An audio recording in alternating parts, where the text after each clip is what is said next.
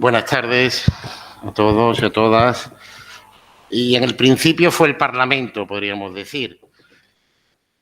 Uno de los puntos centrales del Estado instaurado tras las revoluciones liberales y que se implanta en el siglo XIX es la centralidad que progresivamente va adquiriendo la institución parlamentaria.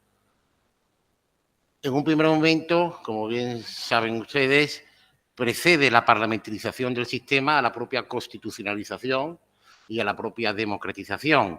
Parlamento y democracia no son sinónimos en el siglo XIX, como ustedes conocen perfectamente, pero, sin embargo, el primero es un prius necesario, históricamente, fácticamente, donde no ha habido parlamentarización, no ha habido posteriormente democratización, por lo cual no son necesariamente términos antitéticos, ni siquiera en el siglo XIX. Con todo, se producen fricciones. La época que vamos a ver hoy es el de superposición de capas tectónicas que se va pasando de un viejo mundo a un mundo nuevo y donde se produce algunas de las tensiones que nos comentará nuestra ponente de hoy.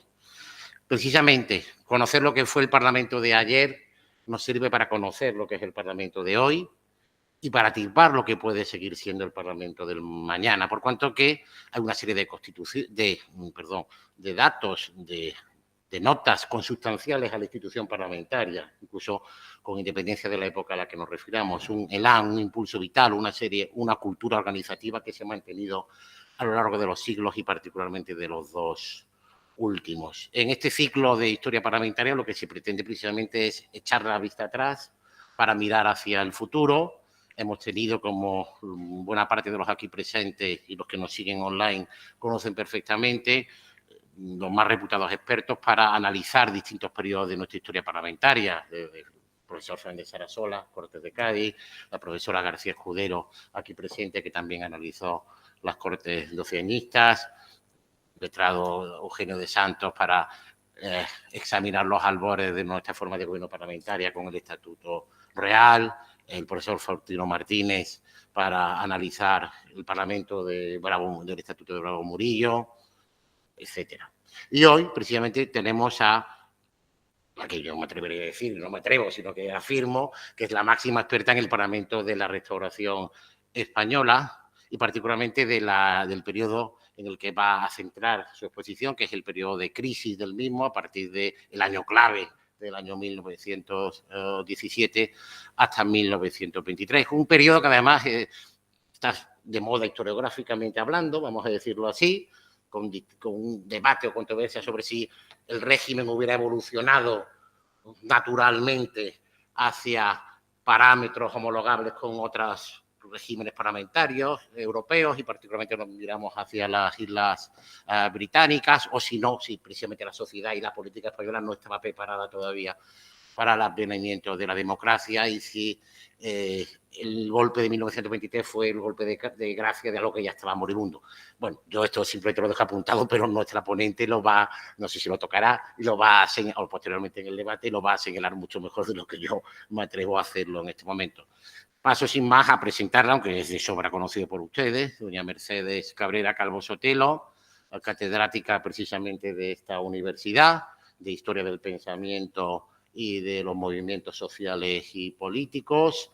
Además, ha estado en los dos, tanto en la arena como en análisis de esa arena, por cuanto, como ustedes bien saben, ha sido diputada en Cortes durante 7 años, si no me equivoco, ministra de Educación, y lo que aquí básicamente la reclama es su condición de máxima experta en el periodo que vamos a analizar hoy. Es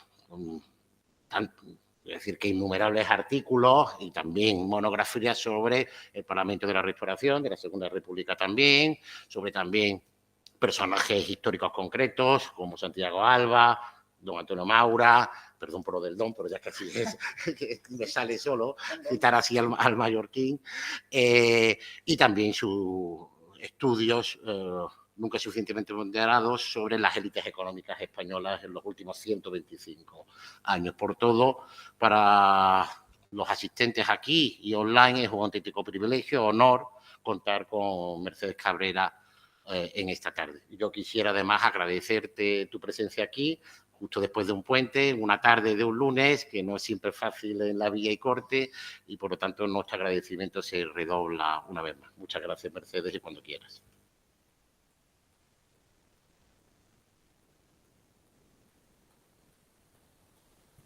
¿Esto está funcionando o no? ¿Está encendido? No. Ahora. Bueno, pues muchísimas gracias, Alfonso, por la presentación. De verdad, estoy encantada de estar aquí. Estaba comentando antes que estuve hace muchos años, ya no me acuerdo cuántos, pero yo creo que cuando salió aquel libro que escribimos precisamente sobre el Parlamento en la crisis de la Restauración, que se llamó Con luz y taquígrafos, y que es un poco lo que voy a traer aquí otra vez, porque por suerte o por desgracia, no lo sé, la vida da muchas vueltas.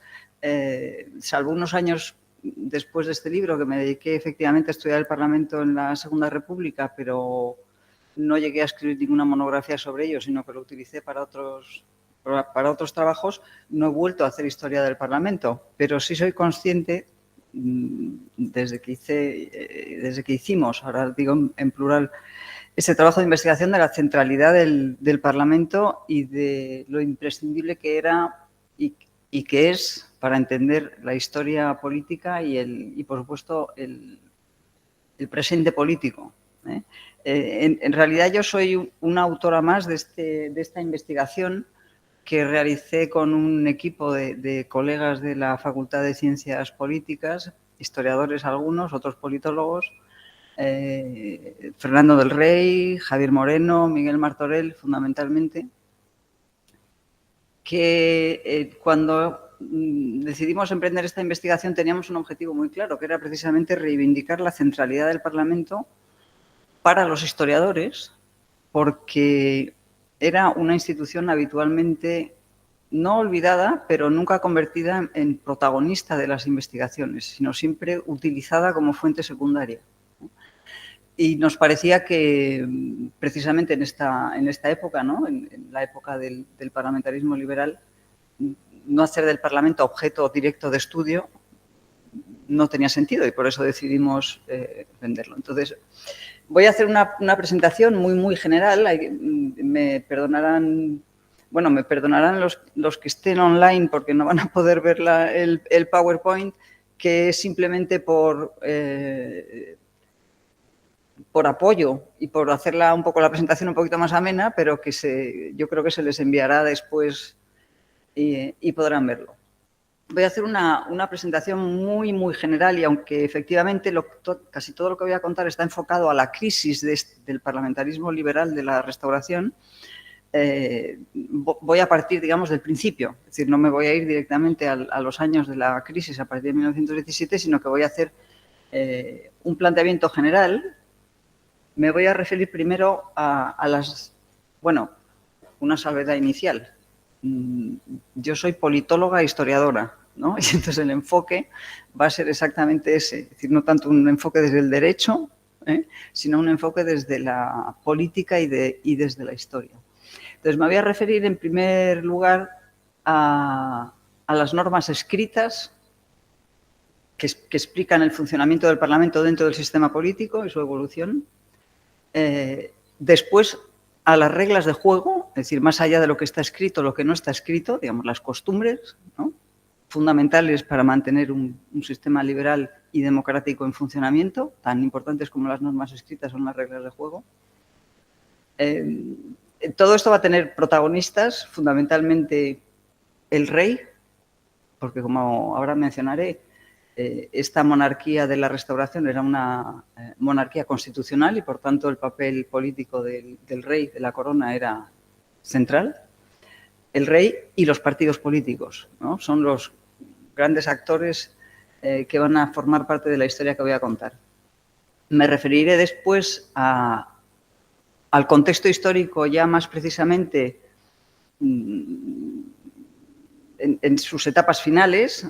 Aquí he puesto, suponiendo que pudiéramos hacer una periodificación clara, ¿no?, de la monarquía de la Restauración, que fue uno de los regímenes más longevos, ¿no?, porque comenzó en 1875 y llegó hasta 1923 o 1931, como queramos verlo, son muchos años y, por lo tanto, hay todo un proceso de transformación en el que no voy a poder detener en absoluto, pero que conviene tener presente porque es imprescindible para entender lo que ocurre. Es decir, estamos hablando de un periodo de tiempo muy largo y, además, un periodo de tiempo en el que ocurren muchas cosas, no solamente en España, sino en todo el contexto europeo.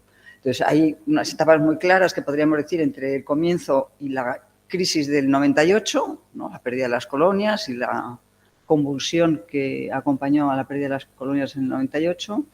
Una segunda etapa desde el comienzo del reinado de Alfonso XIII en 1901 hasta más o menos las vísperas de la Primera Guerra Mundial, 1901-1913. Y una etapa a continuación que incluye la Gran Guerra, 1914-1917, y sobre todo 1917-23, que serían los años de la crisis del parlamentarismo. Bueno, voy a intentar no pararme en cada punto, porque entonces haría esto eterno, sino ir relativamente rápido y luego si hay alguna pregunta, pues encantada de contestarles, ¿no?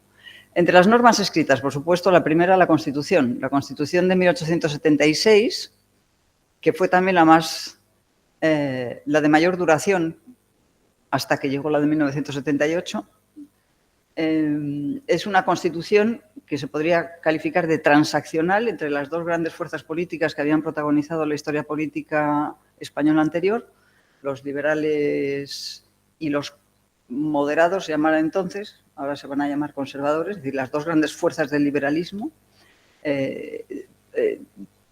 pactan esta Constitución de 1876 con el objetivo fundamental de conseguir un régimen estable frente a la inestabilidad política que había existido en España hasta ese momento.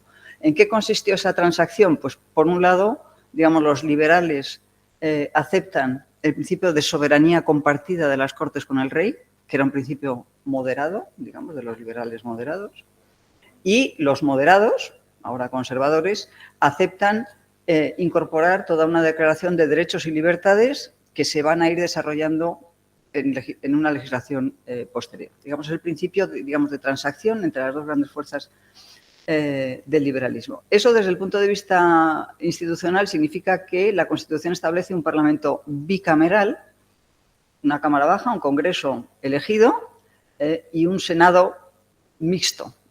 No voy a entrar en el detalle porque también advierto que me voy a referir sobre todo en todo lo que voy a contar al Congreso de los Diputados y no tanto al Senado. Y no por quitarle importancia al Senado, que la tenía, porque era colegislador, sino porque si ya metía al Senado, entonces la cosa, la explicación se iba a alargar en exceso. Este Parlamento bicameral no tenía periodicidad obligatoria de reunión en la Constitución, se reunía cuando el rey lo convocaba y, digamos, el único requisito era que debía reunirse al menos una vez al año y debía aprobar unos presupuestos, debían aprobarse unos presupuestos, pero, repito, no había ningún periodo fijo mínimo de sesiones al año. Parlamento bicameral por un lado y, como he dicho antes, la corona, en tanto que compartiendo la soberanía con el Parlamento, pues ocupando un espacio político fundamental como poder moderador y, en la práctica política, como intérprete de la opinión pública, en un régimen que durante mucho tiempo, desde su comienzo, fue un régimen con escasa movilización política y, por lo tanto, una opinión que surgía fundamentalmente de la prensa y de un tipo de prensa. Este es mi tema ahora de investigación y por eso ni lo menciono, porque entonces ya sí que me pierdo. Una prensa que tenía unas características muy peculiares, pero que tenía una capacidad de influir en el cambio político muy grande. Esta Constitución era una Constitución susceptible de ser reformada, no, es decir, era una Constitución flexible. No llegó a reformarse nunca, pero a partir de un cierto momento se habló cada vez más de la necesidad de reformar la Constitución. Y se habló de eso fundamentalmente a partir de la crisis de 1917. Entonces, normas escritas, primero esta Constitución con estas características. Segundo cuerpo de normas escritas que tiene indudable importancia para entender el Parlamento, las leyes electorales, o la ley electoral. La monarquía de la Restauración arranca con una ley electoral de 1878 que establece el sufragio censitario, con distritos uninominales y 20 circunscripciones plurinominales. Ese mapa, esa geografía electoral, no cambia cuando en 1890 se aprueba el sufragio universal masculino, por supuesto. Es una de esas condiciones que los liberales habían introducido para pactar con los moderados la transacción constitucional y estabilizar el sistema. El sufragio universal era una de las banderas del Partido Liberal. Se aprueba en 1890 y, en fin, tampoco voy a extenderme aquí, pero podemos decir que se aprueba no tanto porque haya una demanda ciudadana a favor del sufragio universal, sino porque formaba parte del programa del Partido Liberal. Y el líder del Partido Liberal, en ese momento Sagasta, hace bandera de esta cuestión y consigue que se apruebe. Pero no hay una movilización ciudadana detrás de esta generalización del sufragio, lo cual tiene pues bastantes consecuencias. Esta ley electoral tiene una reforma importante en 1907, en el llamado gobierno largo de Antonio Maura, uno de los líderes del Partido Conservador, que es una reforma que trata de responder a una de las críticas que se ha generalizado a partir de la crisis del 98, una de las críticas hacia el Parlamento, que era su origen clientelar, ¿no? El lema de esa reforma que introduce Antonio Maura, curiosamente un político conservador, el objetivo de Antonio Maura era, según decía él mismo, descuajar el caciquismo. Es decir, el objetivo de la reforma electoral de 1907 era, teóricamente, acabar con el clientelismo político que estaba funcionando hasta ese momento. Y se introduce el voto obligatorio, se separan las autoridades gubernativas del proceso electoral, se introduce la figura del candidato. En fin, hay toda una serie de reformas en la ley electoral, entre ellas una que se va a convertir en la más famosa, que era el artículo 29 de esa nueva ley electoral, que establecía que en aquellos distritos en los que solamente hubiera un candidato no se celebrarían elecciones. Este artículo 29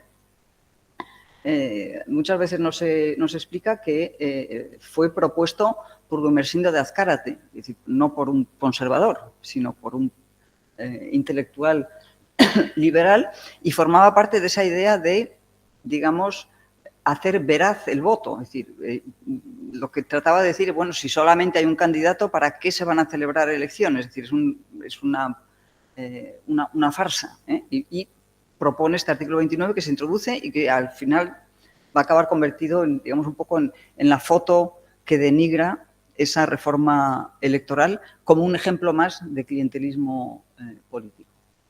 No hay más reformas de las leyes electorales durante la monarquía de la Restauración, a partir de esa de 1907, pero sí hay propuestas de reforma electoral, propuestas que son bastante paralelas a reformas electorales que se están produciendo en otros países europeos, como la sustitución de distritos uninominales por circunscripciones plurinominales, la introducción de criterios de proporcionalidad frente a los criterios mayoritarios, es decir, un poco en la línea de lo que se va a convertir, digamos, o que se va a generalizar en muchos otros países europeos al hilo de la Gran Guerra.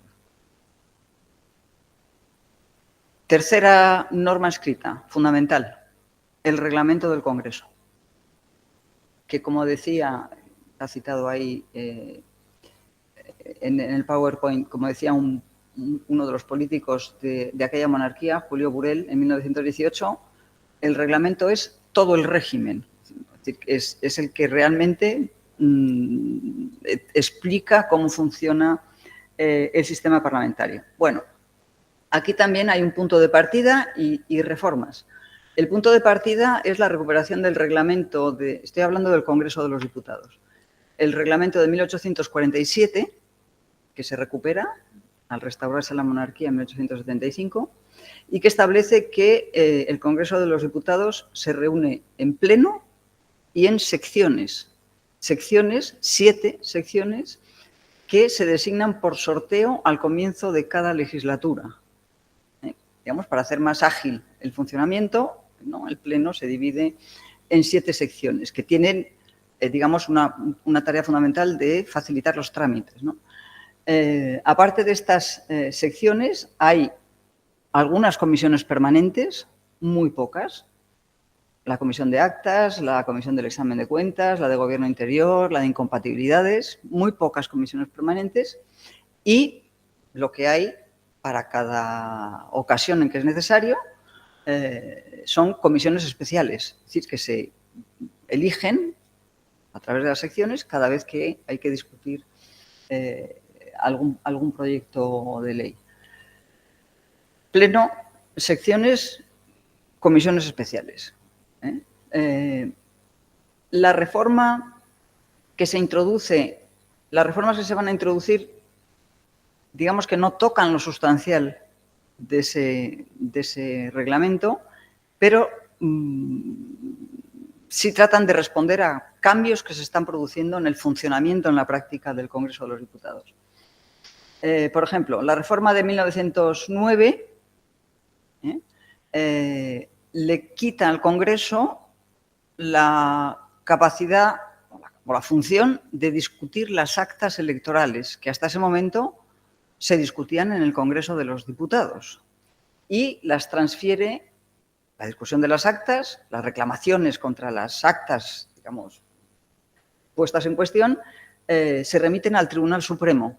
Forma parte de esa reforma, es una secuela más de la reforma electoral de Maura, de 1907, que trata de limpiar el funcionamiento de las elecciones. Se considera que la introducción del Tribunal Supremo como examinador de la legalidad de las actas introducía un elemento, digamos, de depuración, ¿no?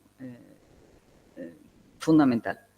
Y hay también una reforma en 1912 que también tiene que ver con lo que estaba ocurriendo en la práctica en el Parlamento, que introduce una comisión permanente de suplicatorios.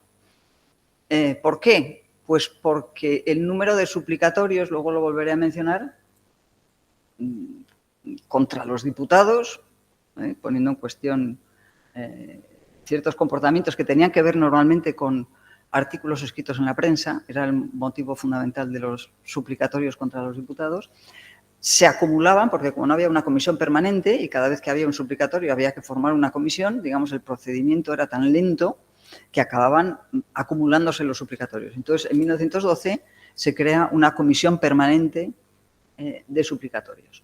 Y la gran reforma del Parlamento se produce en 1918, ya estamos en los años de la crisis del Parlamento, en 1918 con la introducción de, bueno, hay otros cambios, pero los dos cambios fundamentales son la introducción de comisiones permanentes, elegidas desde el comienzo de cada legislatura, una, digamos, por cada ministerio, comisiones permanentes a las cuales van a ir todos los proyectos y las proposiciones que tienen que ver con la materia de cada uno de los ministerios.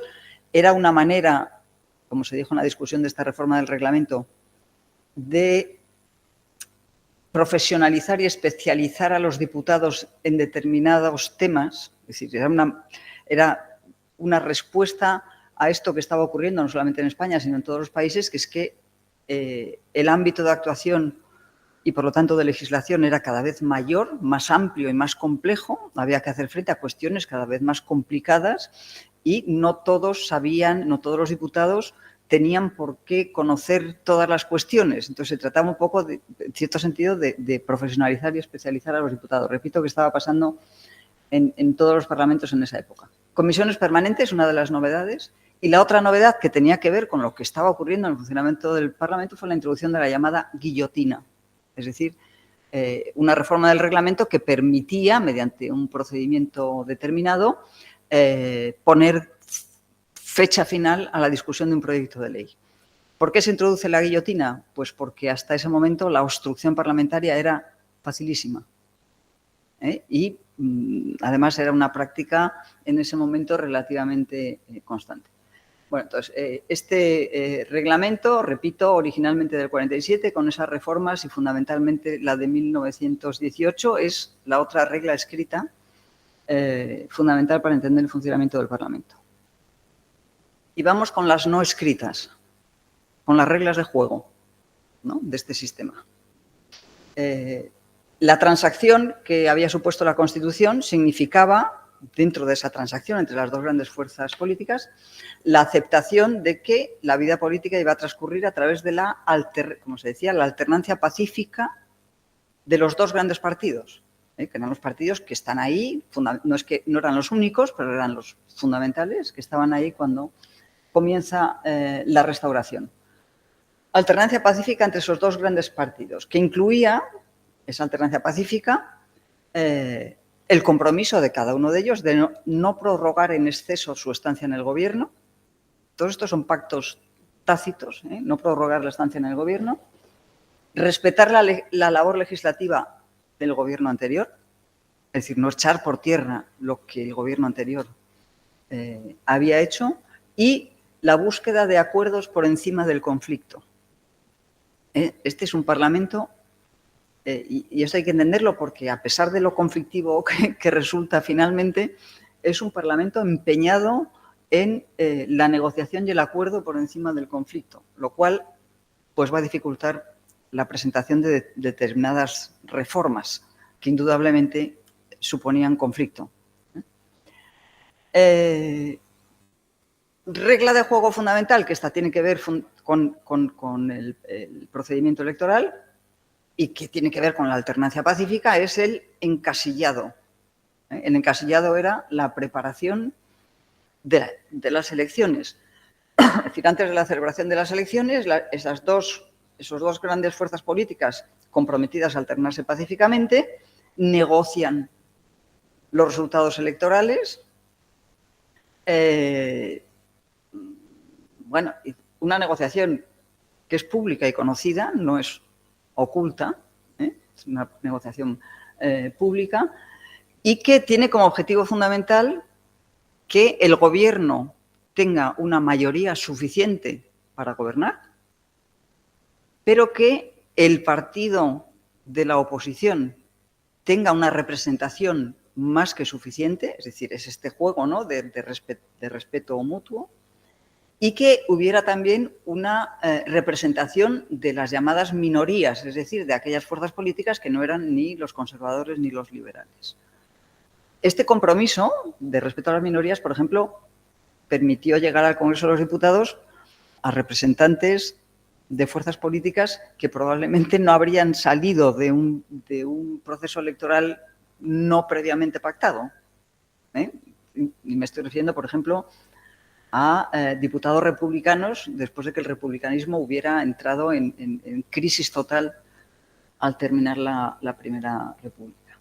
¿Cómo se hacía este encasillado? Pues porque había, les repito que todo esto era conocido y se hablaba tal cual, en la prensa y en los corrillos políticos, ¿no? El mapa electoral se dividía entre lo que se llamaba distritos en propiedad, que eran aquellos distritos que tenían un candidato incuestionable, inamovible, daba igual que fuera conservador que liberal. Era el distrito de fulano y era un distrito en propiedad. Distritos en propiedad, distritos disponibles, que eran aquellos que no tenían un candidato, digamos, claro, y que por lo tanto eran aquellos que permitían la creación de mayorías y de una representación suficiente del partido de la oposición. Distritos en propiedad, distritos disponibles y circunscripciones, porque normalmente eran circunscripciones libres, en las cuales se sabía que no había posibilidad de prever el resultado.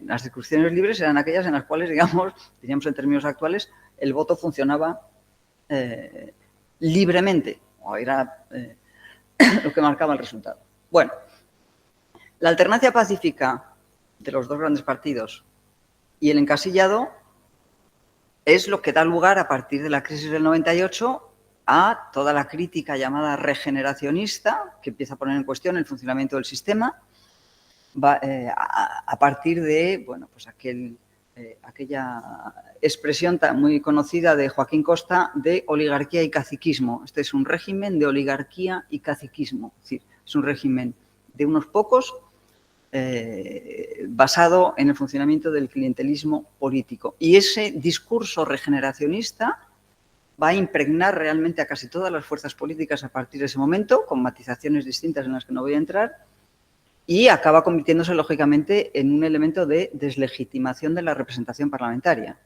Si aquello era un régimen de oligarquía y caciquismo, el Parlamento o el Congreso no representaba realmente a la sociedad. ¿Qué es lo que va a pasar? Aunque luego volveré sobre ello, voy a ir mirando la hora. Según va pasando el tiempo, estas reglas de juego empiezan a funcionar peor. Por ejemplo, la alternancia de los dos grandes partidos, como volveré a mencionar en varias ocasiones, se hace cada vez más difícil porque los dos grandes partidos se rompen internamente en distintas corrientes con distintos líderes, surgen nuevas fuerzas políticas que entran también en el juego y que hacen el juego mucho más plural y fragmentario, eso por un lado, y al mismo tiempo el encasillado funciona cada vez con mayor dificultad fundamentalmente porque aumentan en cierto sentido los distritos en propiedad. La deslegitimación del Parlamento implica la deslegitimación de los llamados candidatos cuneros, es decir, candidatos impuestos que no tenían nada que ver con el distrito por el que los proponía el gobierno, y las circunscripciones libres en las cuales no se puede, digamos, manejar fácilmente el resultado electoral son cada vez más. Entonces, todo eso empieza a dificultar el funcionamiento del encasillado con todas las consecuencias en relación con el funcionamiento del sistema. Más elementos de reglas de juego, no escritas, pero fundamentales. Esto es un régimen de soberanía compartida, como he dicho antes, y por lo tanto el gobierno necesita tener al mismo tiempo la confianza del rey y del Parlamento. La doble confianza, tan importante una como la otra, a lo largo de toda la historia del sistema, de este régimen político. El gobierno tiene que tener mayoría en el Parlamento y tiene que tener la confianza del rey para poder actuar. Si pierde una o pierde la otra, digamos, el sistema, digamos, muestra dificultades para funcionar, no quiere decir que deje de funcionar. En este juego de la doble confianza, el rey tiene un papel fundamental. El rey en realidad es el árbitro en el relevo político de los dos partidos, conservadores y liberales. El rey es el que decide cuando, como se decía en la época, una situación política estaba agotada, por lo que fuera, y había que dar paso a la otra alternativa política. ¿Era el rey el que lo decidía? ¿Libremente? No. Se supone que como intérprete de una opinión pública que funcionaba fundamentalmente, como he dicho antes, a través de la prensa. El rey acogía ese cambio en la opinión, daba por finalizado, por ejemplo, el gobierno del Partido Conservador, porque estaba claro que estaba agotado y había que dar paso al Partido Liberal, y era el rey el que, digamos, arbitraba esa alternancia que permitía que el otro partido formara gobierno, el rey le concedía el decreto de disolución del Parlamento, ese nuevo gobierno convocaba elecciones y de esas elecciones salía una nueva mayoría que sostenía ese gobierno que ya estaba nombrado. Digamos, es un poco caricatura del funcionamiento, pero no tanto. Es decir, de hecho, funcionaba así. ¿Hasta dónde llegaba la capacidad de intervención del rey? Su capacidad, digamos, de decidir, pues dependía mucho de los partidos políticos. Si los dos grandes partidos políticos eran partidos unidos con una jefatura clara, el rey simplemente arbitraba, no decidía realmente. Eran los dos partidos los que impulsaban la alternancia y el rey simplemente daba paso. En la medida en que eso se complica, como he dicho antes, porque los dos grandes partidos se dividen y entran en juego otras fuerzas políticas, la capacidad de intervención del rey era mayor, porque es el rey el que designa nuevo presidente de gobierno. Si no hay un candidato único claro como alternativa a la situación preexistente, el rey tiene que elegir entre varios candidatos para formar gobierno. Entonces, la concesión del decreto de disolución se convierte en un arma política fundamental. Es la otra cara de la mayor capacidad de intervención del rey en el funcionamiento del sistema político. Bueno, ¿cómo funcionaba el Parlamento? Que es un elemento que yo creo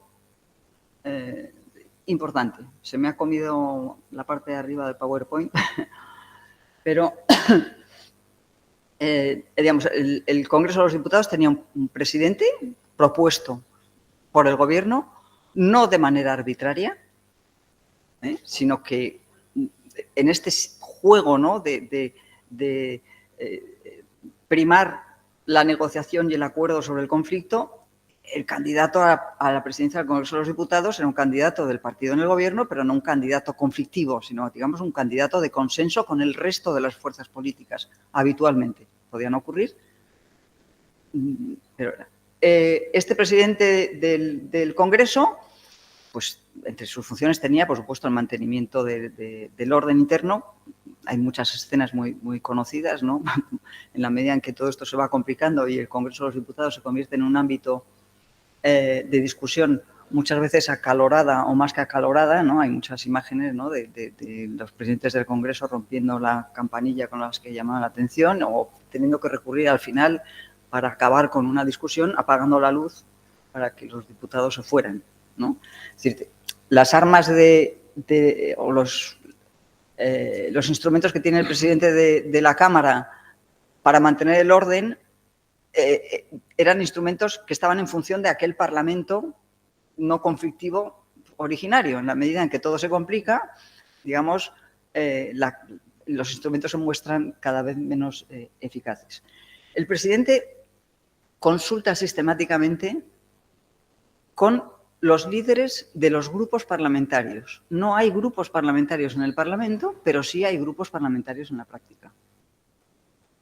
Aquel Congreso que estaba dividido en secciones designadas por sorteo, en realidad funcionaba más que a través de las secciones, y funcionaba cada vez más, a través de grupos parlamentarios que no existían reglamentariamente, pero sí existían en la práctica, pero que eran grupos parlamentarios, digamos, débiles porque, digamos, carecían de disciplina interna y de posibilidad de imponer a los miembros de los grupos parlamentarios un determinado voto.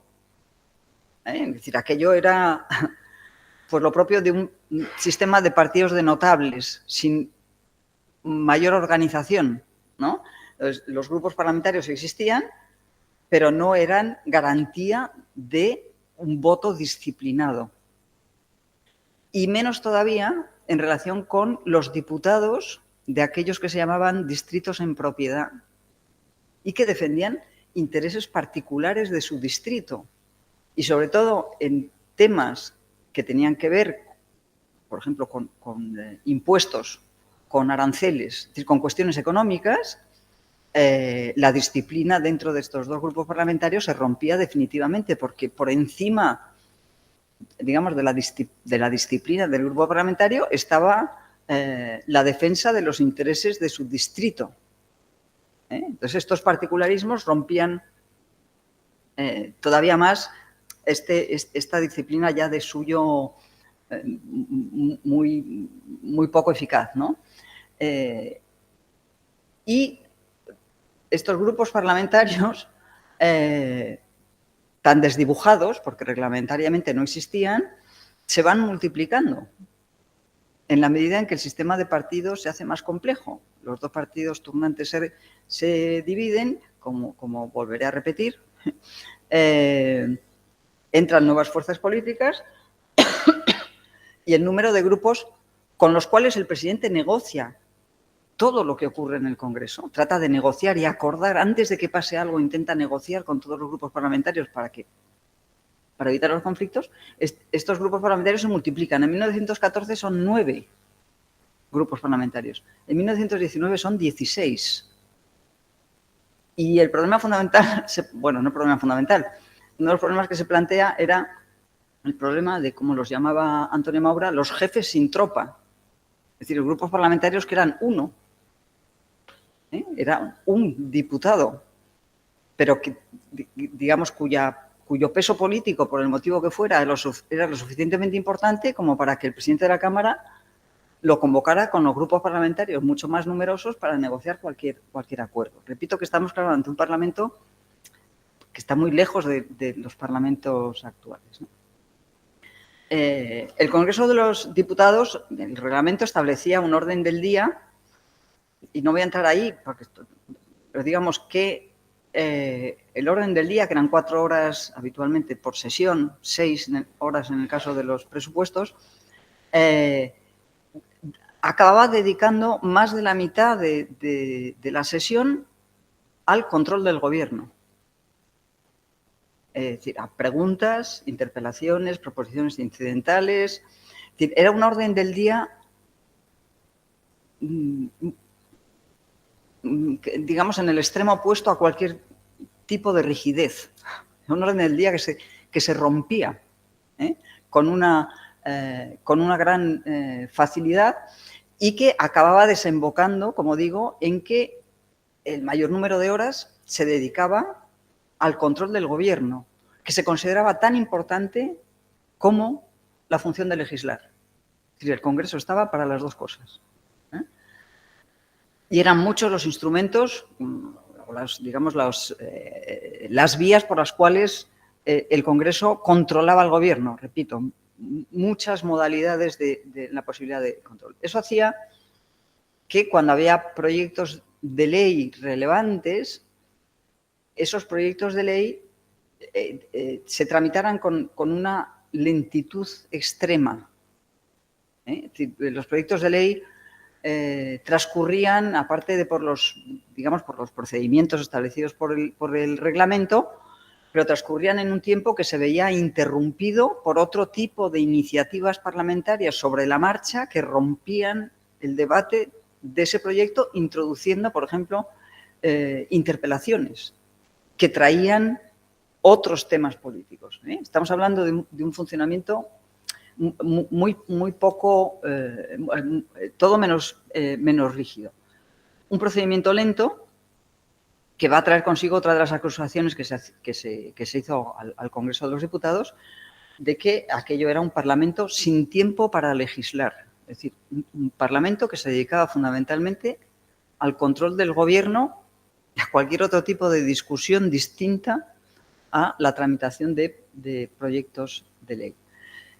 A todo esto se sumaba pues, el hecho, como ya he dicho antes, de que no hay una periodicidad de reunión anual, salvo la condición de que fuera por lo menos reunido el Parlamento una vez al año y de que aprobara los presupuestos. Y sobre todo, a partir de cuando empieza más claramente la crisis del sistema, el recurso a la suspensión de sesiones y al cierre del Parlamento es cada vez mayor. En el año 1917, por ejemplo, el Parlamento se reúne un mes. El resto del año está cerrado, por circunstancias históricas muy concretas. Este es otro de los motivos que va a llevar a algunas fuerzas políticas a demandar una reforma constitucional que introduzca en la Constitución la fijación de un periodo fijo obligatorio de sesiones al año. Bueno, ¿cuál es la imagen de ese Parlamento? Bueno, la imagen es un Parlamento hechura de los gobiernos, es decir, un Parlamento que sale del encasillado y que obedece pues, a lo que el Gobierno ha decidido a través de la negociación del encasillado.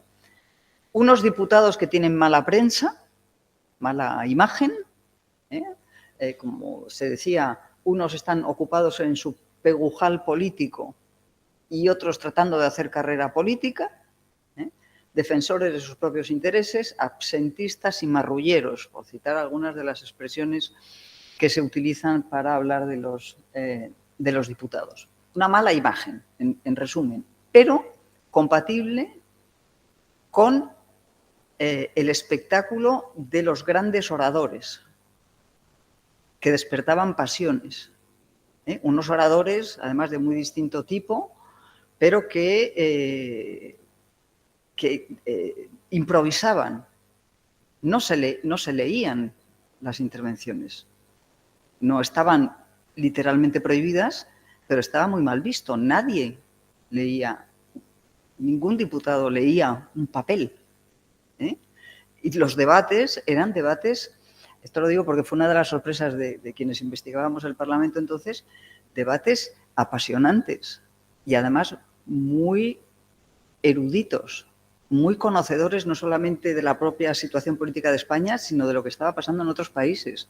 Es decir, había diputados muy bien formados, ¿no? Y muy discutidores, con una gran preparación, y eso despertaba pasión, ¿no? Cuando se sabía que iba a haber un debate, ¿no?, con este tipo de intervenciones, las tribunas se llenaban. Y el debate parlamentario era la fuente de información fundamental de la prensa. Entonces, es este contraste entre la mala imagen y, por otro lado, la centralidad del Parlamento y de lo que allí ocurría. De hecho, un personaje tan crítico con el funcionamiento de la monarquía de la Restauración del Parlamento como José Ortega y Gasset, en 1914, el año en el que escribe lo de Vieja y Nueva Política, diciendo esto es lo que es, en ese mismo año Ortega y Gasset considera que el ambiente de las Cortes es más bien un poco superior al resto de la nación. Es decir, es un comentario positivo de lo que se oye y de lo que se discute en el Parlamento. Diputados con mala prensa, diputados que disfrutaban de franquicia postal y de viajes gratis, pero que no tenían dietas.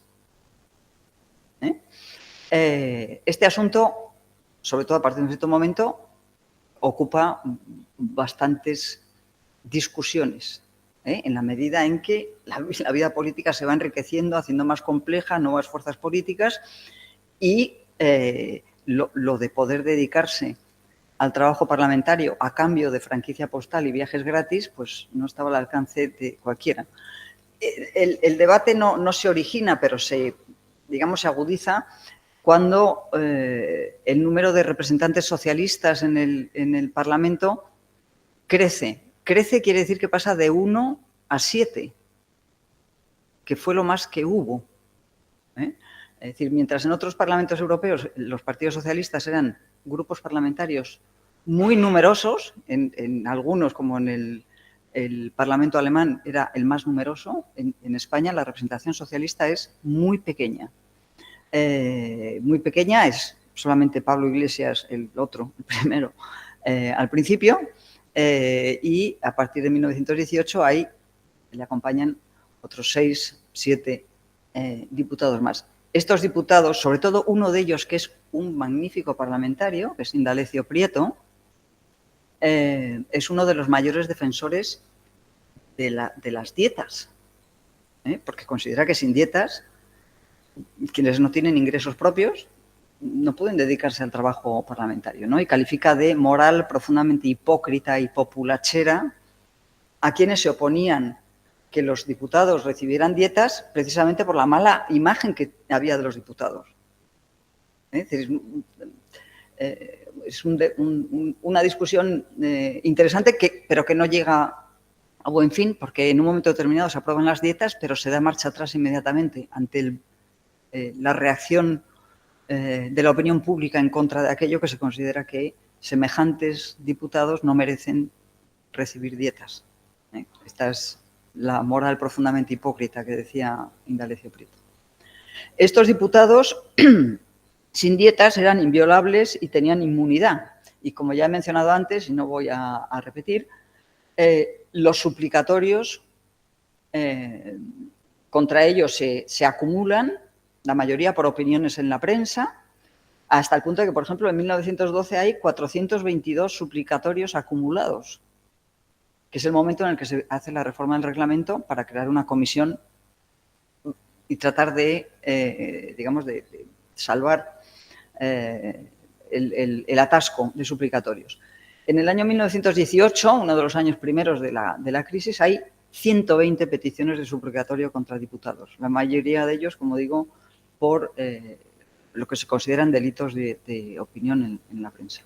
Desde luego, el suplicatorio más sonado, porque fue protagonista del final de este parlamentarismo liberal, fue el suplicatorio contra el general Berenguer, senador, en el debate sobre el expediente Picasso tras el desastre anual de 1921, que es la gran conmoción que un poco, luego lo mencionaré, termina con esta experiencia.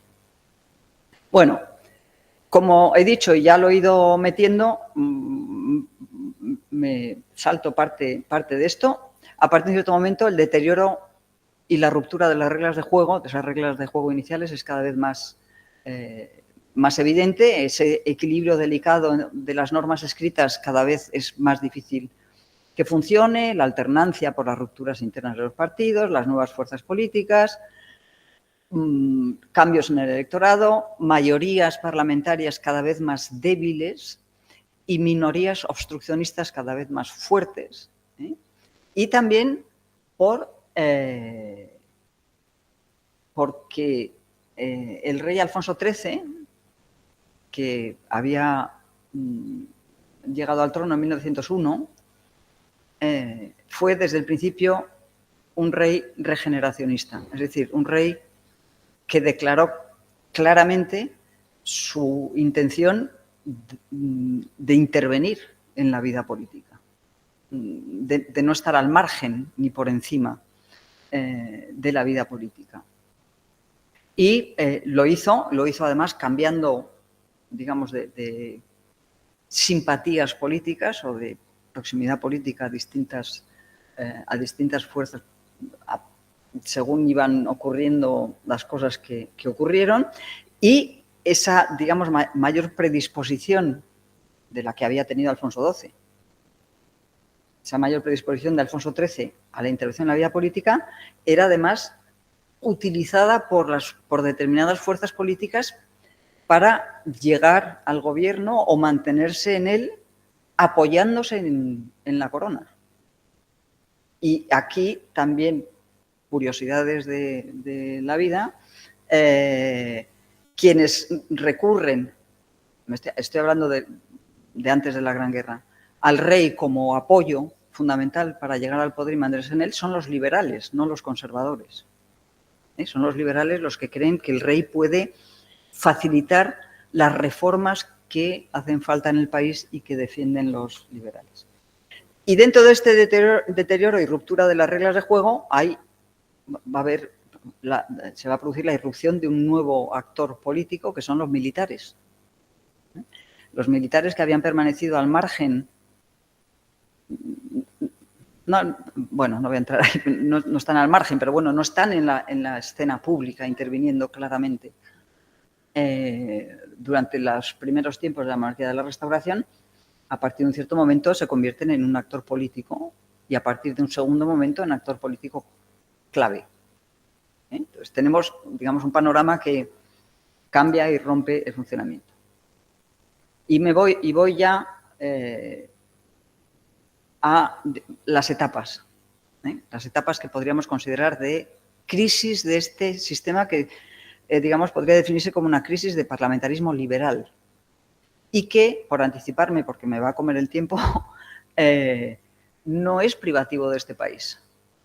Es decir, está pasando en todos los sistemas parlamentarios liberales europeos. Lo que pasa es que cada uno de ellos afronta este proceso de manera diferente y una de las diferencias fundamentales se da entre aquellos países que batallan en la Gran Guerra, es decir, el impacto de la Gran Guerra es absolutamente fundamental para entender los cambios en los procesos políticos de la Europa de la época y, aunque España es neutral, digamos, el impacto de la guerra se cuela de todas maneras en la vida política. Entonces, bueno, hay un momento previo a esta gran guerra, un momento de crisis fundamental que solamente menciono, entre 1909 y 1913, que es un momento de crisis protagonizado por este gran líder del Partido Conservador que fue Antonio Maura, un personaje del que habría que hablar mucho, que se niega a turnar con los liberales, por motivos en los que no voy a entrar, que son consecuencia de la Semana Trágica de Barcelona, de las críticas a su gobierno largo. Antonio Maura considera que los liberales han roto esas reglas no escritas y se niega a turnar con ellos. Es cuando los liberales buscan el apoyo de Alfonso XIII para, digamos, reforzar su puesto. Sobre esa crisis previa, que se va a quedar a ella, llega el impacto de la Gran Guerra. Y repito, afecta de muchas maneras a España, aunque España sea neutral. Y durante esos años de la guerra, entre 1913, 1914 y 1917, el Partido Conservador se rompe definitivamente, al menos en 3 facciones: Maura, Dato, Eduardo Dato y Cierva, 3, pero el Partido Liberal también se rompe. Romanones, García Prieto, Santiago Alba, es decir, hay facciones y líderes de esas facciones distintos en los 2 grandes partidos. Irrumpe, importantísimo, el regionalismo catalán. La Lliga Regionalista Catalana de Francesc Cambó irrumpe como fuerza política.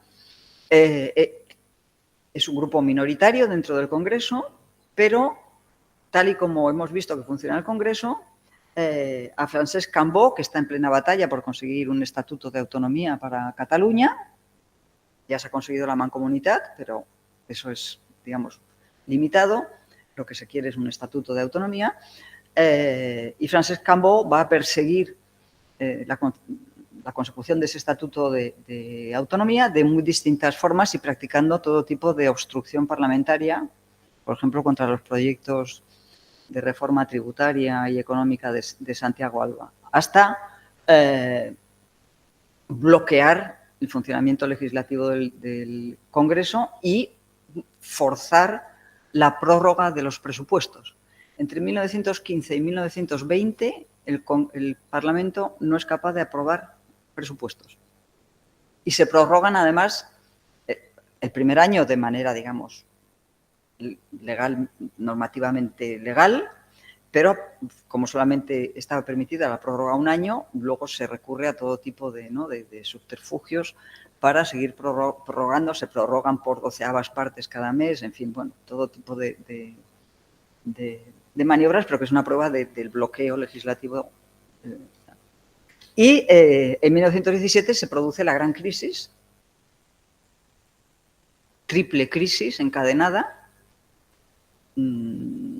juntas militares, la irrupción definitiva de los militares en la vida política, desafío inicialmente regeneracionista, una asamblea ilegal de parlamentarios que se reúne en Cataluña porque el Parlamento está cerrado, y Francesc Cambó, junto con otras fuerzas políticas, organiza una reunión de parlamentarios en Barcelona, ilegal, y que es disuelta, pero que, a pesar de ser disuelta, tal y como funciona este sistema, funciona, crea grupos de trabajo que discuten y hacen propuestas. La tercera pieza de esa crisis es una huelga general de los 2 grandes sindicatos de ese momento, la UGT y la CNT. Esa triple crisis que está a punto de acabar con la monarquía consigue, digamos, controlarse, pero su impacto es indudable. Es decir, a partir de este momento nada funciona como había funcionado hasta ese momento. Y esa asamblea de parlamentarios que había convocado Cambó en Barcelona y que luego sigue reuniéndose en grupos de trabajo en Madrid, hace una serie de propuestas que incluyen la petición de una reforma de la Constitución, de una reforma constitucional, y, por supuesto, de un estatuto de autonomía para Cataluña. Segunda etapa, 1918-1923. Enorme crisis económica en la posguerra. España, gracias a la neutralidad, ha crecido mucho económicamente durante la guerra. Se han hecho grandes negocios. Aparecen eso que se llamaron los nuevos ricos. Pero al acabarse esa situación excepcional de la neutralidad durante la guerra, la economía española entra en una crisis económica muy profunda, con altos niveles de desempleo, una gran conflictividad social, los sindicatos se han fortalecido durante la guerra y un terrorismo violento, sobre todo en Cataluña. Pistolerismo patronal, pistolerismo sindical, ley de fugas, en fin, todo lo que conocemos. Y persistencia del desafío catalán, de la petición de un estatuto catalán. Entre 1918 y 1923 hay 4 elecciones generales y 12 gobiernos. En 5 años, 4 elecciones, 12 gobiernos. Un parlamento fragmentado, con mayorías imposibles, que hacen que se recurra a gobiernos nacionales, donde están todos, incluidos los catalanes. A diferencia de lo que nos ha pasado después, aquí los catalanes sí entran en los gobiernos de coalición. Gobiernos nacionales, gobiernos de concentración, es decir, de todos los conservadores, de todos los liberales más los reformistas, o de los conservadores más los catalanes, en fin, gobiernos de concentración, e incluso gobiernos en minoría, que no duran. Se intenta gobernar en minoría, pero son. Hay al menos 8 grupos distintos en los llamados partidos dinásticos, conservadores y liberales, y 2 minorías gubernamentales, es decir, 2 minorías dispuestas a entrar en los gobiernos, que son los catalanes, como he dicho, y por otro lado los republicanos reformistas de Melquiades Álvarez, que también van a acabar entrando en el gobierno. Parlamento fragmentado, mayorías imposibles, gobiernos de todo tipo, prórroga, como he dicho antes, de los presupuestos desde 1515 hasta 1920, recurso a la guillotina para aprobar reformas tributarias y otros proyectos de ley, y al mismo tiempo incremento del control parlamentario sobre los gobiernos. Es un parlamento al que le cuesta cada vez más legislar y que tiene que recurrir a la guillotina, lo cual no quiere decir que no haya importantes proyectos de ley aprobados, sobre todo en el ámbito económico, que los hay, algunos de ellos de Cambó, que hay reformas realmente relevantes, pero que cuesta mucho sacar adelante y se hace siempre porque se consigue evitar el obstruccionismo. Incremento del control parlamentario sobre los gobiernos y una creciente manifestación pública por parte de Alfonso XIII de desconfianza en la clase política y las instituciones. ¿Por qué? La Gran Guerra ha echado abajo a muchas monarquías europeas. El Imperio Alemán, el Imperio Zarista en Rusia, y Alfonso XIII cree que la monarquía en España puede estar en peligro y cree que estas fuerzas políticas y estas instituciones inmersas en este proceso, digamos, de aparente deterioro, no eran suficientemente fuertes como para defender la persistencia de la monarquía. Y entonces no duda en manifestar públicamente su desconfianza en la capacidad del sistema para funcionar y en la capacidad de la clase política, de las instituciones, para defender la monarquía. Bueno, había puesto aquí 2 citas un poco para que se vea el ambiente de la época, las leo muy rápido y ya estoy acabando. Gabino Bugayal, político conservador, que había sido ministro y que fue presidente del Congreso en la legislatura de 1922 a 1923. Perdón, esto tiene que estar mal.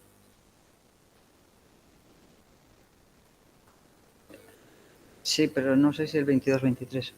Bueno, en cualquier caso, Gabino Bugayal en un momento determinado añoró el tiempo de los 2 grandes partidos, cuando la gobernación era mucho más fácil las determinaciones del poder moderador más sencillas y las cámaras eran dueñas de su soberanía, la añoranza del pasado.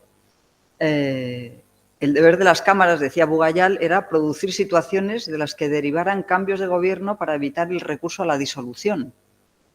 Es esto de, ¿no?, 4 elecciones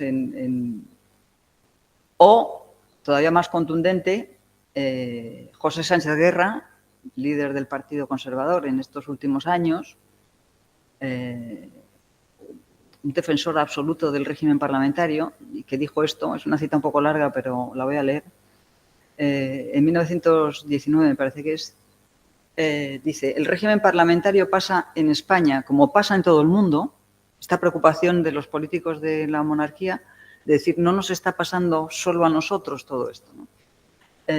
Como pasa en todo el mundo, por grave y trascendental crisis. Sus enemigos, los del régimen parlamentario, muestran a diario sus imperfecciones. Con todas esas imperfecciones, dice Sánchez Guerra, ese régimen en España es todavía amparo de derechos ciudadanos, freno para las demasías del poder, este es el lenguaje de la época, y pasa con él lo que ocurre en los individuos con la salud, que no se estima hasta que no se pierde. Y si en España tuviéramos, que no cabe siquiera imaginarlo, la desgracia de perderlo, si esos individuos que tanto lo combaten y sueñan con otro sistema algunas veces pudieran triunfar, pronto veríamos reproducirse páginas hediondas que en la historia de nuestra patria, como en la historia de los pueblos extranjeros, muestran los oprobios de la dictadura y las vergüenzas del poder personal. Los enemigos del régimen parlamentario, decía Sánchez Guerra, eran diversos y ladinos y censuraban hábilmente al Parlamento por fiscalizar en exceso y legislar poco. O la imagen que he dicho. Bueno, y termino. 1922-23, el último gobierno de la monarquía constitucional. Habría que decir muchas más cosas. Un gobierno de concentración liberal, es decir, de los distintos grupos liberales, con los republicanos reformistas, que entran por primera vez en el gobierno, una coalición que tiene problemas desde el principio y que va a funcionar muy mal. Ese gobierno tiene que hacer frente, bueno, a muchas cuestiones, pero la que se va a convertir en definitiva es al debate parlamentario sobre la gran crisis de Anual, Marruecos, en 1921, una crisis que había provocado la dimisión de un gobierno, la de José Sánchez Guerra, y la dimisión de un presidente del Congreso, la de Gabino Bugayal, y que seguía ahí y que el gobierno de concentración liberal tiene que asumir cuando llega al debate el expediente Picasso, que era la investigación que se había encargado por el gobierno en su momento, tras este desastre, sangriento desastre militar en Anual. El expediente Picasso llega al Parlamento y el debate de este expediente Picasso va a poner de manifiesto no ya las divisiones y las distintas opiniones entre las fuerzas políticas, sino la división dentro del propio ejército frente a las responsabilidades que el expediente Picasso achacaba a los militares en el desastre de Anual, la división del propio ejército y la confrontación entre el poder militar y el poder civil. Se produce una confluencia de, ahora diríamos concatenación, no, una concatenación de procesos que llegan, cuando va a llegar el verano de 1923, a la formación de una comisión parlamentaria que a la vuelta del verano debía proponer la concesión o no del suplicatorio a Berenguer y la salida de este debate sobre el desastre de Anual. Bueno, ese compromiso no llega a cumplirse nunca porque en septiembre de 1923 se produce el golpe de Estado del general Primo de Rivera, que no por casualidad es capitán general de Cataluña. Cataluña era un poco el foco de todos los conflictos. la crisis económica, las huelgas, el pistolerismo, el desafío catalán. Bueno, Primo de Rivera, en fin, no voy a entrar en el golpe, en fin, eran aquellas épocas en las que las noticias tardaban mucho en llegar, es decir, desde que se produce el manifiesto público, digamos, de Primo de Rivera hasta que se resuelve el golpe, pasan unos días, entre otras cosas porque Alfonso XIII, que está veraneando, tarda en volver a Madrid, tarda probablemente porque está calibrando la situación, y cuando vuelve a Madrid, el presidente del gobierno, el liberal García Prieto, le recibe en la estación y le dice, Majestad, hay que actuar contra quienes están protagonizando este golpe. Entonces Alfonso XIII le contesta, tengo que pensarlo.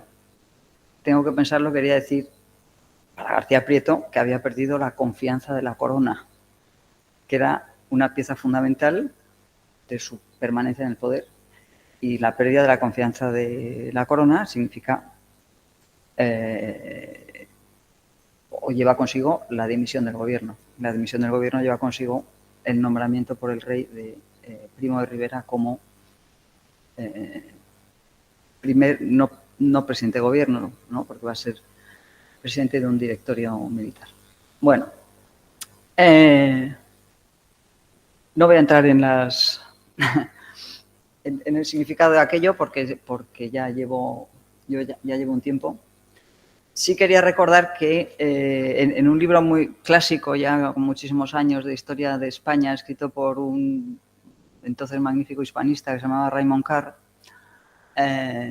dijo que 1923, no recuerdo la cita literalmente, ¿no? Pero venía a decir que siempre nos acordamos de 1936 como una fecha de ruptura total en la historia de España, y que en su opinión 1923 tenía una importancia similar. ¿Qué es lo que interrumpe 1923, este golpe de Estado de Primo de Rivera?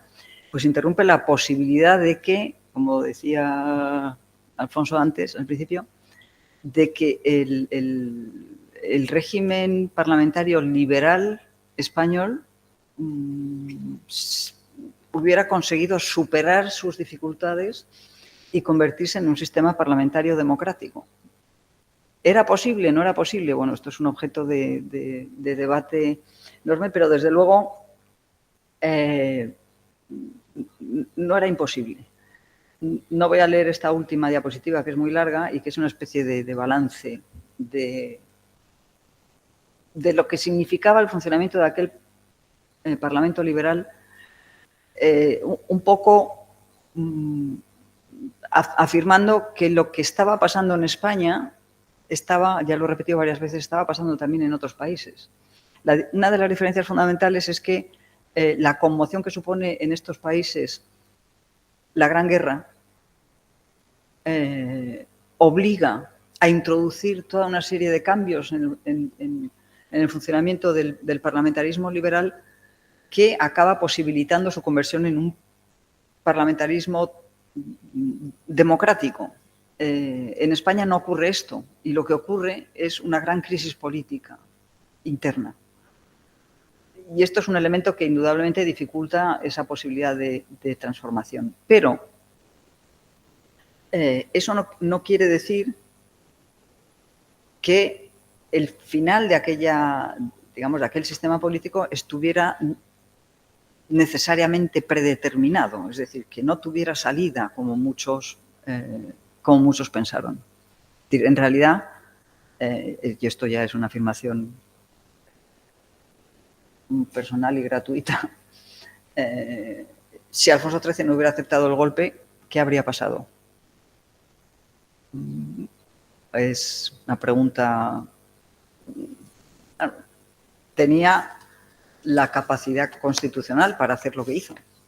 En realidad, el comportamiento del rey no es anticonstitucional en el momento de aceptar el golpe, sino en el momento en el que, unos meses más tarde, cuando el presidente del Congreso y el presidente del Senado le exigen que o le exigen o le recuerdan que constitucionalmente tiene que reunir el Parlamento, la contestación de Alfonso XIII es ya la contestación definitiva de que ha roto con, digamos, con el funcionamiento del sistema liberal. En ese momento sí hay un comportamiento anticonstitucional de Alfonso XIII.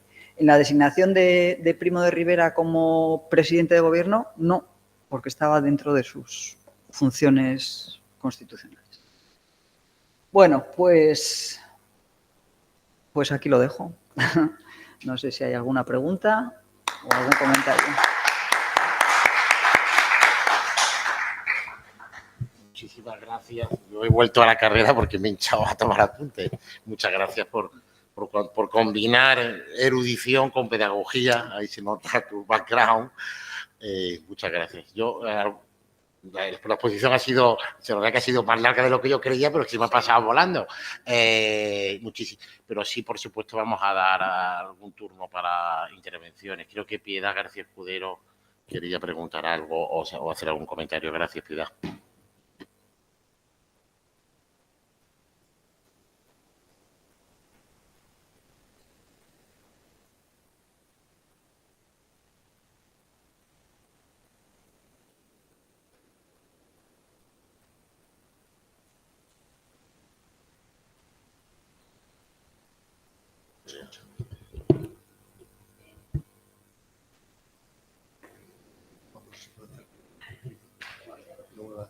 A ver si soy capaz.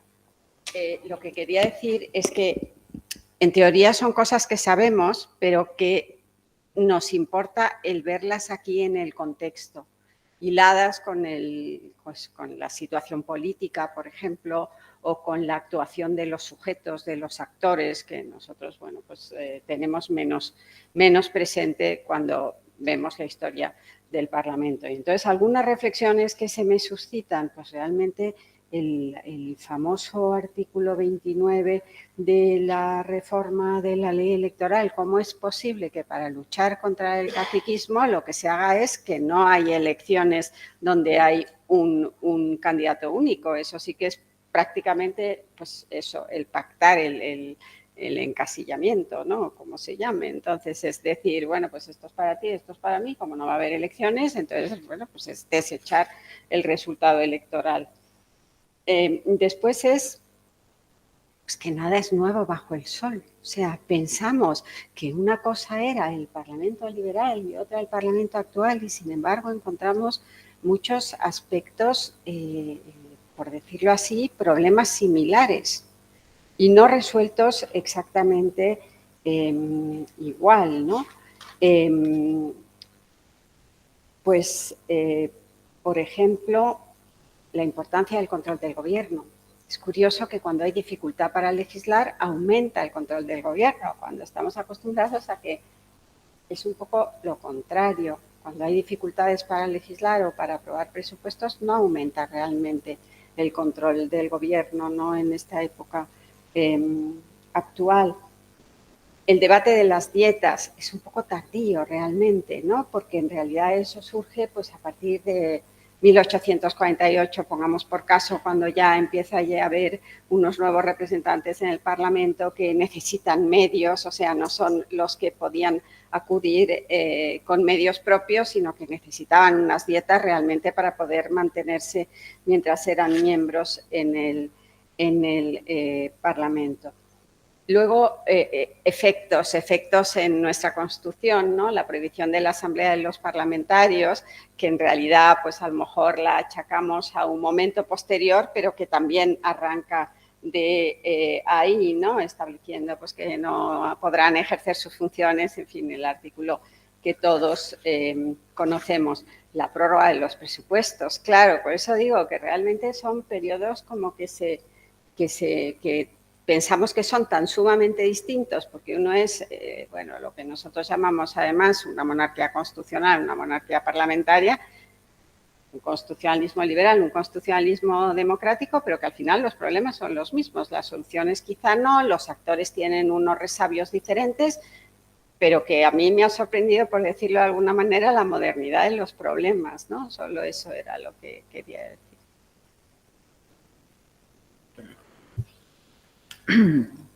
Pues sí, sí.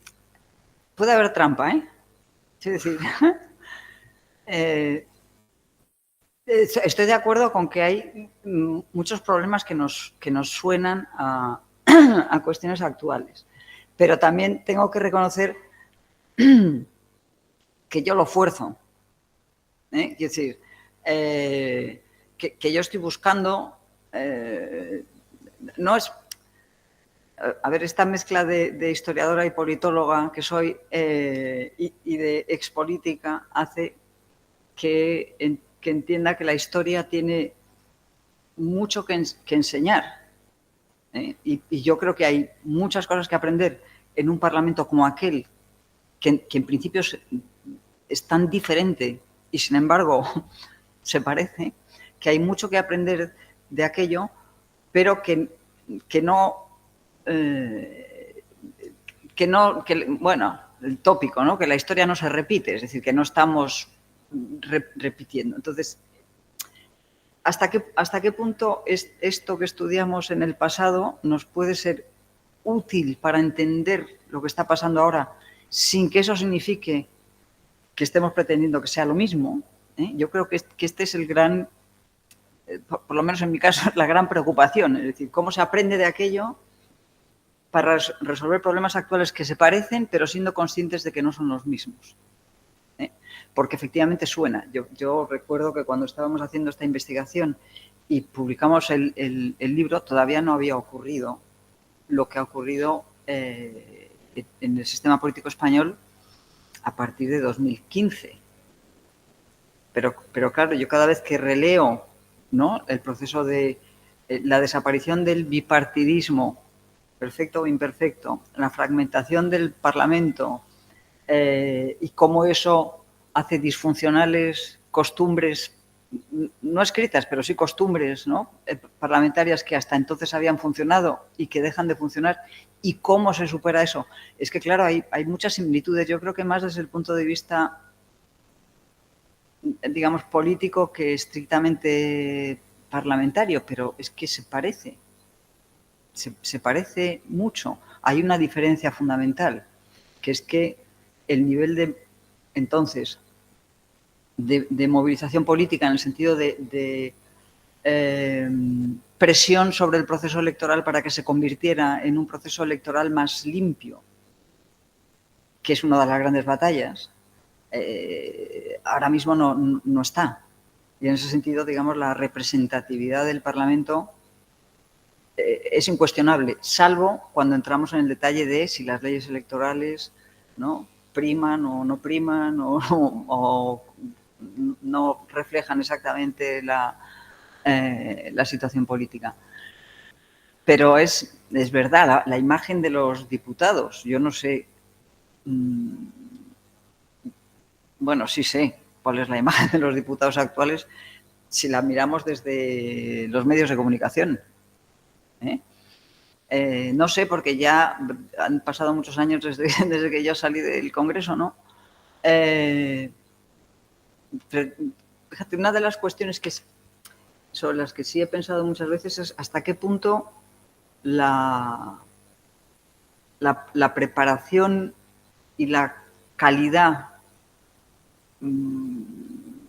digamos, no sé si llamarlo intelectual o qué, de la clase política, muy denigrada hoy,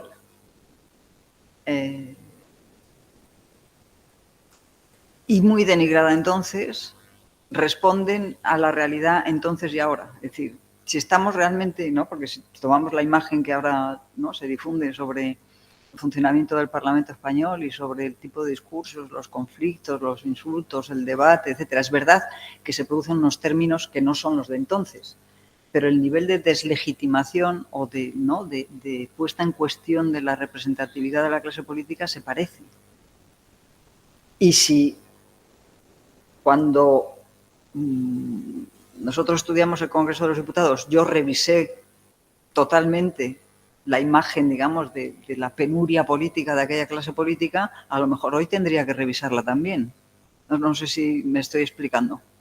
Es decir, que es que, bueno, hay muchas cosas que se aprenden cuando uno investiga periodos históricos, ¿no?, del pasado, y que nos obligan a repensar la imagen que teníamos de aquel pasado, nos obligan a hacer lo propio con la situación actual. Es decir, un momento, o sea, hasta dónde el desprestigio, por llamarlo de alguna manera, del Parlamento actual responde a una realidad o no, como ocurrió entonces.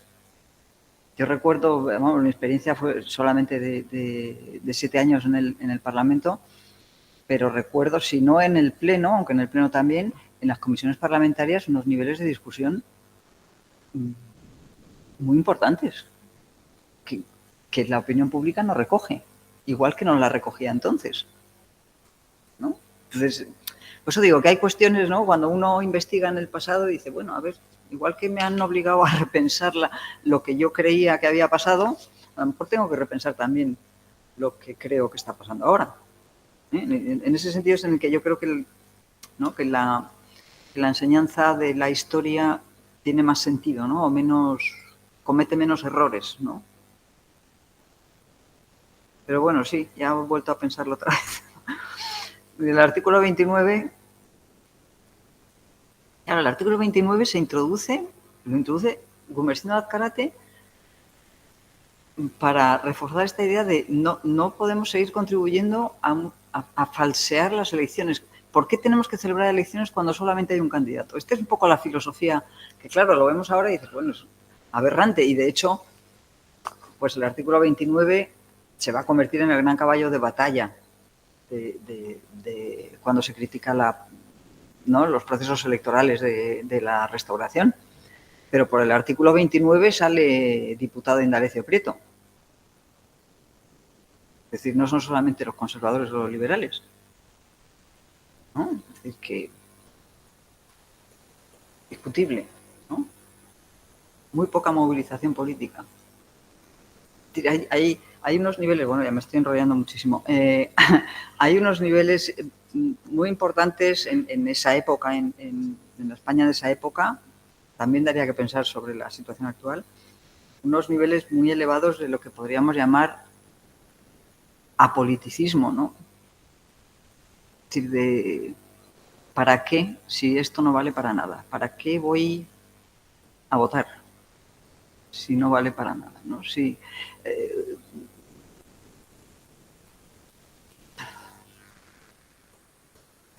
¿pasa lo mismo ahora? Pues es otra cosa, pero no tenemos artículo 29, eso sí, eso sería imposible, ¿no? Pero bueno, tengo que pensar.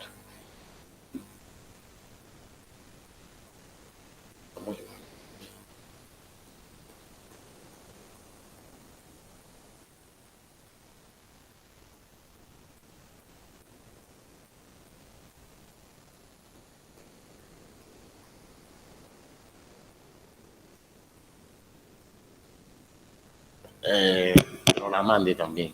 De acuerdo, pero ya muy breve porque estamos muy fuera de tiempo.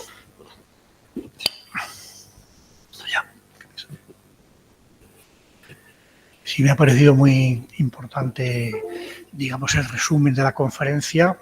Se ha podido seguir con gran facilidad, pero, vamos, pienso que estoy de acuerdo en presentar la Constitución del 76 como soberanía compartida entre Cortes y Rey, pero con un clarísimo predominio del Rey. O sea, yo creo que aquí la clasificación, la duda es lo mismo una monarquía limitada o constitucional que el principio monárquico tipo alemán, por ejemplo, en el cual hay un artículo en la Constitución prusiana que dice que el ejército no jura la Constitución. Es decir, el ejército es algo autónomo en manos, digamos, del emperador o bien del rey de Prusia, podríamos decir. Creo recordar que en el proyecto de Cánovas todos los artículos dedicados a la monarquía son excluidos de la discusión parlamentaria. Echa un poco de menos quizá alguna referencia a la Constitución interna, que es la clave. esta Constitución tiene mucha menos importancia los textos legales porque hay una Constitución interna indiscutible que es monarquía y asamblea representativa, como recogiendo la tradición española que muchas veces o había un predominio absoluto de la monarquía o incluso no se convocaban cortes, etcétera, etcétera. Para mí la gran cuestión, y me gustaría conocer su opinión, es por qué Cánovas no establece ninguna norma de reforma de la Constitución.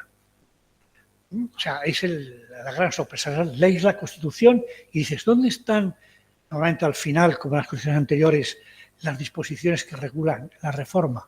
No existe. ¿Esto fortalece la Constitución? Al menos yo creo que la debilita. Primero, explica que no haya cláusulas el que hay una Constitución interna. Y por otro lado, se puede reformar como si fuera una ley. Por eso me hubiera gustado, ¿qué es lo que se pretende reformar? Creo que lo he apuntado en los esquemas. ¿Qué pretendía hacer la reforma del 17? Pues se ha hablado de proporcionalidad, ¿no? Me parece recordar, quizá un poco cambiar el modelo, a lo mejor iba por ahí. Se suele citar como una ley histórica en muchos países de que se pasa de sistemas mayoritarios a sistemas proporcionales. No sé si por ahí van las cuestiones, pero la gran duda es esto de la reforma constitucional, porque claro, aquí Azcárate, quizá el artículo 27 fue quizá posiblemente un error, ¿no? Pero sin embargo era el contramodelo con sus obras, por ejemplo, el autogobierno, era el antimodelo de Cánovas. Cánovas era realmente habilidoso en crear un modelo estable, pero un modelo falsificado totalmente. Yo recuerdo la oligarquía y caciquismo, lo que dice Costa es la verdadera Constitución de España es oligarquía y caciquismo. O sea, dejémonos de Constitución interna, incluso de textos. Entonces me gustaría conocer su opinión. Bueno, muchas cosas. Efectivamente, la monarquía está fuera de la discusión parlamentaria de la Constitución, porque la monarquía es antes de la Constitución y es indudable que la monarquía de la Restauración nace con esa impronta. Pero es verdad que la capacidad de intervención del rey finalmente es decisiva y la prueba más clara es 1923, irrefutable, ¿no? Ahora bien, una cosa es eso y otra cosa es que el Parlamento, dentro de este juego de la doble confianza, no tuviera presencia ni fuerza, la tenía mucha. Es decir, los gobiernos, por mucho que el rey se empeñara en sostener a alguno de ellos, no sobrevivían si no tenían la confianza del Parlamento. Este es esta regla fundamental de pesos y contrapesos del sistema que durante mucho tiempo permitió que funcionara y a partir de un cierto momento demostró hasta dónde llegaban sus límites. Pero el rey, sobre todo en los años finales, que son los años en los que, digamos, su desesperación es cada vez mayor frente al funcionamiento del sistema, sin embargo, no puede romperlo hasta que no llega Primo de Rivera. Es decir, no puede acabar con la presencia del Parlamento, con todas sus disfunciones, hasta que no llega un militar que le pone en bandeja la salida. Entonces, que su capacidad de intervención es enorme, sin duda, pero no es ilimitada. Y en ese sentido es en el que, digamos, yo creo que la presencia del Parlamento, a mí por lo menos esa impresión me dio cuando estudiamos, leer diarios de sesiones de 1917 a 1923 es una tarea bastante heroica, ¿no? Pero que merecía la pena porque realmente cuando uno se da cuenta digamos, del papel que una institución desempeña cuando se para a mirar de cerca lo que hace. No cuando, o no tanto como cuando se la describe desde fuera. Porque es verdad que, a ver, Joaquín Costa tenía razón definiendo como la Constitución verdadera la oligarquía y el caciquismo, y no la Constitución de 1876. Que era un poco también la contraposición, años después, que hace Ortega entre la España nueva y la España vieja. Pero el propio Ortega reconoce que esa España vieja que tanto critica, lo dice, por ejemplo, en su opinión sobre el Parlamento, es un poco superior al resto de la nación. Es una afirmación, claro, yo creo que hace un poco repensar, ¿no? La reforma de la Constitución. Yo no soy experta, digamos, ahí, pero sí hay. Es verdad que la Constitución podía reformarse por un procedimiento similar a cualquier ley. Es decir, era una Constitución flexible. De hecho, yo creo que es también Raymond Carr, pero a lo mejor me equivoco, que dice que el gran error de las oposiciones, las fuerzas políticas de la oposición a la monarquía, fue no haberse dado cuenta de hasta qué punto la Constitución podía servirles de instrumento para reformar el régimen. Es decir, que era una Constitución que permitía, precisamente por la facilidad de la reforma, adaptarla a los nuevos tiempos. ¿Por qué no se hace? Bueno, cuando la Asamblea de Parlamentarios, la verdad es que el debate de esos grupos de trabajo fue muy grande porque, aunque luego se centró en determinados puntos, se discute mucho sobre el funcionamiento del sistema, ¿no? ¿Cuáles son las propuestas clave? La obligatoriedad de reunión anual del Congreso de los Diputados, del Parlamento, perdón, la reforma del Senado, que ni la he mencionado, pero que está ahí, es decir, hacer del Senado una Cámara realmente representativa, descentralización, dificultar legalmente el recurso sistemático a la suspensión de garantías constitucionales, ¿no?, que se repetía en situaciones de crisis. Bueno, por supuesto, descentralización hasta llegar al sistema. Es decir, ahí hay una propuesta de reforma de la Constitución, digamos, que no era, digamos, imposible, que podía haber ocurrido. ¿Qué pasa? Los conservadores piensan que no hace falta reformar la Constitución. Y los liberales no se atreven. O piensan que no hay una fuerza parlamentaria suficiente, o que no hay una mayoría parlamentaria suficiente como para reformar la Constitución. Pero todo esto era, digamos, era una situación que podía cambiar. Es decir, no estaba condenada, ¿no?, a no encontrar salida. Esta es la sensación con la que yo me quedé después de aquella investigación, ¿no? Si no hubiera habido golpe de Estado, esto habría podido seguir avanzando en el sentido de lo que había avanzado la Asamblea de Parlamentarios, esas propuestas de reforma constitucional. Quizás sí. ¿Con otro rey?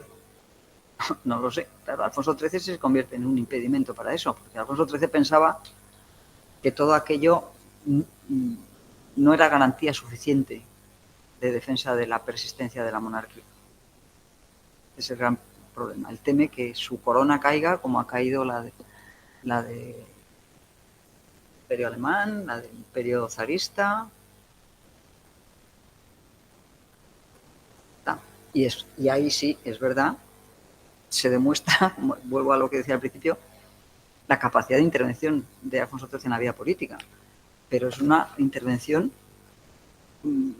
que se produce gracias a un golpe militar, que él acepta, pero que no viene de dentro del sistema, ¿no? Viene de fuera. Pues, pero bueno, Son muchas preguntas, las que me he hecho, y me he dejado bastantes por en medio. Creo que no. Creo que teníamos una pregunta online. ¿La puedes leer tú, Samuel? Gracias. Sí, muy brevemente, agradeciendo la ponencia, sobre todo.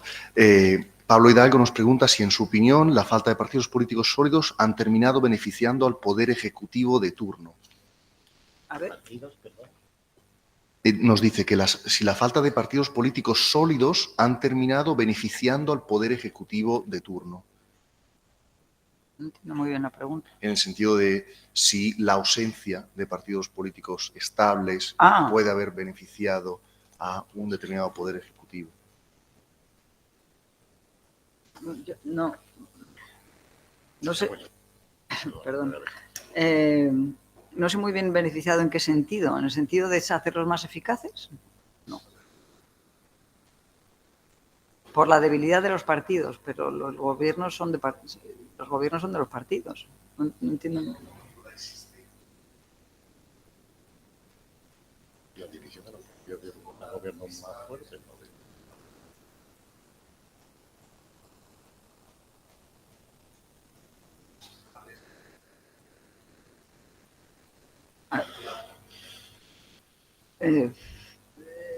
A ver, yo creo que los últimos años de la monarquía son, como lo he dicho, una sucesión de experimentos de distintos tipos de gobierno, de todo tipo, nacionales, de concentración, en minoría, y que eso es consecuencia de la división de los dos grandes partidos y la aparición de otras fuerzas políticas.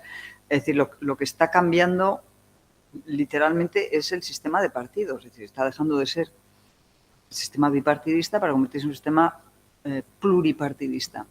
Los gobiernos habían sido más sólidos con los partidos, digamos, con el bipartidismo, de lo que lo son con el pluripartidismo.